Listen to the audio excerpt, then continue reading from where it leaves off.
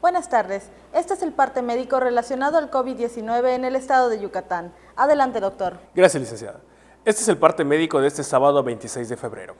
Se reitera el uso obligatorio de cubrebocas para toda la población, incluso la vacunada, y se recomienda a la población evitar el uso de cubrebocas de tela o pañoletas, ya que está descrito que no brinda ninguna protección contra el COVID, incluida la variante Omicron.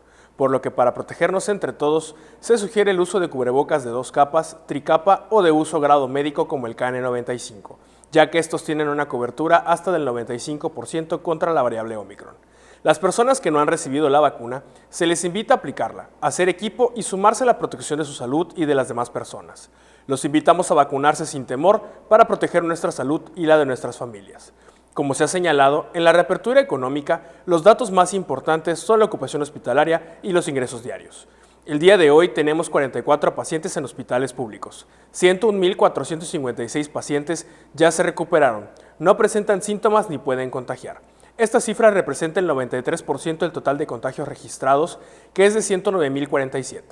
Hoy se detectaron 153 nuevos contagios de coronavirus, 133 en Mérida, 5 en Tixcocop, 3 en Progreso, 2 en Canacín, Ticul y Humán, 1 en Cacalchen, Jalachó, Junucmá, Maxcanú, Mocochá y Motul.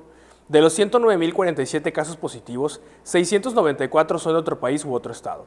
Específicamente en Mérida, se han diagnosticado 68.022 personas contagiadas de coronavirus, que viven 17.531 en la zona norte, 16.611 en la zona oriente, 6.435 en la zona centro, 10.866 en la zona sur, 16.579 en la zona poniente. Lamentablemente, en este parte médico informamos de 5 fallecimientos, 2 hombres y 3 mujeres de un rango de edad de 49 años a 92 años. 4 residían en Mérida, 1 en Baca. Entre sus principales enfermedades se encontraban hipertensión, diabetes, EPOC, asma, enfermedad cardiovascular y obesidad.